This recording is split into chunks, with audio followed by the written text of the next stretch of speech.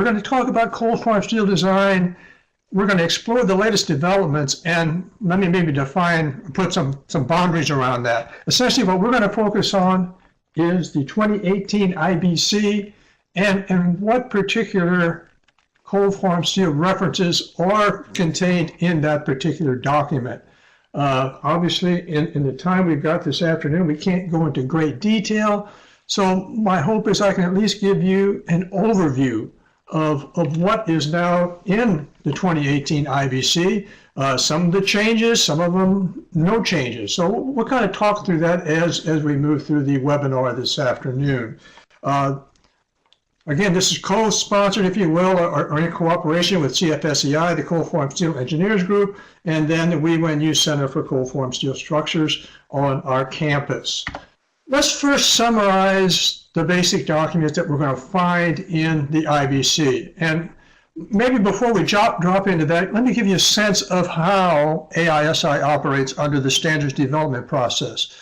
We have, and I say we because I'm a member of the committee, there are two main committees. One of them is the Committee on Specifications, which focuses on the AISI specification, and the other is the Committee on Framing Standards. And as that name implies, our focus, it will be on framing only. So we're talking about studs and joists, etc. So as we look at the development of these standards over the next couple of slides, keep in mind there are really two different groups within AISI that are working on the development of provisions.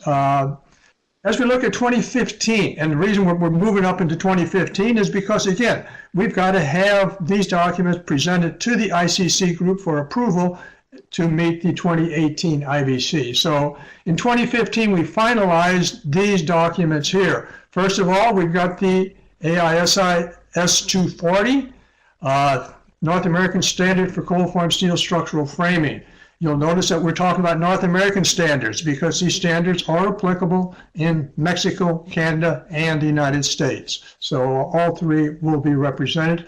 I'm going to focus on the United States and Mexico because we use the same provisions. Canada, in some instances, is a little bit different. So just be aware of that. If you're working with these documents in Canada, there will be some differences as compared with what we're going to talk about this afternoon.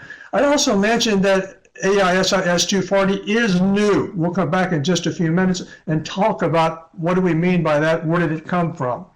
In addition, another new document in 2015, also represented in IBC 2018, is the North American Standard for Seismic Design. Or really, it's for high seismic. If you've got an R greater than 3 and you have to deal with the seismic detailing issues. So both of these documents, S240 and S400, are for structural applications. There is also AISI S220. This was an update. So we had two new documents, S240 and S400, and then we have this updated S220. S220 is for the non-structural member only. Then S230 is a prescriptive method. It's really a book of charts and tables and details, and this is for residential only.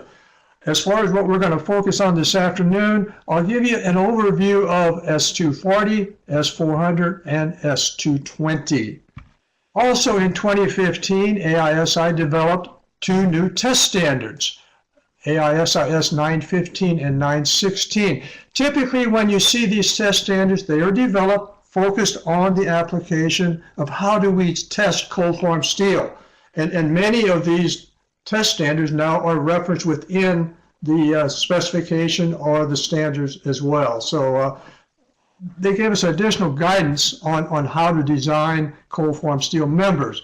For example, for those of you on the West Coast, you're probably familiar with the ICCES AC86, which is a test standard to determine the composite behavior of gypsum walls. Well, that's what S916 is as well. So this really is a mimicking, if you will, of AC86. Now, one might ask, well, why does AISI have to create the same type of document as already exists in AC86? It's because an AISI test standard is an ANSI-approved document in that it went through that consensus process. In order for any document whether it's an ASTM document or an AISI document, to be referenced by AISI S100 or S240, for example, within the IBC realm, that document also has to go through the consensus process. So basically, that is why we developed this S916, was to come up with a ANSI approved document that we could reference within AISI S220.